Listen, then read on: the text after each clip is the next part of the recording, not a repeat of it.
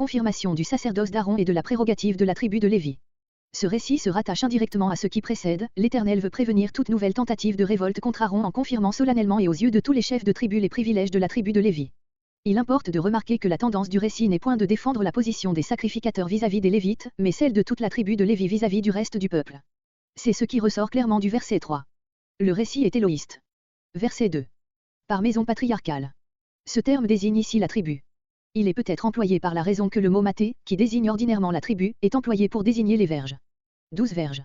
La verge n'est point ici l'insigne du commandement, puisqu'il s'agit de la sacrificature. La sève divine vivifiant l'une de ses branches détachées du tronc sera le signe de l'élection de Dieu. Comme il est peu probable que les deux tribus d'Éphraïm et de Manassé aient été réunies dans ce cas en une seule, celle de Joseph, Deutéronome 27.11-12, la verge d'Aaron fut sans doute la 13e. Verset 3. Sur la verge de Lévi. Aaron est traité comme chef de toute la tribu, comparé Exode 4.14. La distinction qui va lui être accordée sera une confirmation du privilège de la tribu tout entière, puis en particulier de celui de sa propre famille. Nous avons vu au chapitre précédent combien la prérogative des Lévites était étroitement liée à celle des sacrificateurs. La négation de l'une entraînait celle de l'autre. Écrira Ézéchiel 37.16. Verset 4. Devant le témoignage, dans le voisinage immédiat de l'Éternel, Exode 25.16, note. Verset 5. L'homme que je choisirai. Comme il est chef de sa tribu, la tribu est choisie avec lui. Fleurira, littéralement, poussera des feuilles, des fleurs et des fruits, verset, émoticône n'en croyant pas ses yeux, je mettrai un terme. L'expression hébraïque implique que Dieu est molesté lui-même par ses continuels murmures, je ne serai plus forcé d'intervenir et de sévir, verset 10.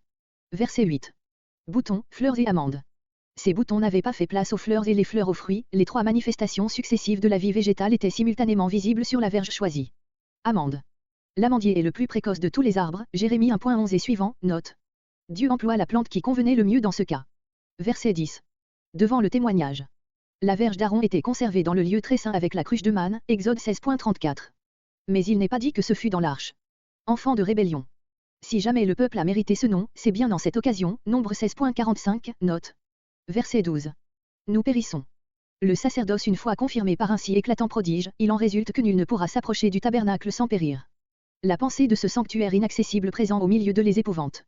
Il voit dans ce symbole de la proximité du Dieu vivant et saint une menace continuelle, un gage de destruction, non de salut. Verset 13. Devons-nous donc tous périr? On peut expliquer aussi, n'est-il pas manifeste que nous sommes bientôt tous morts? Il pense à la plaie qui a frappé 14 000 d'entre eux.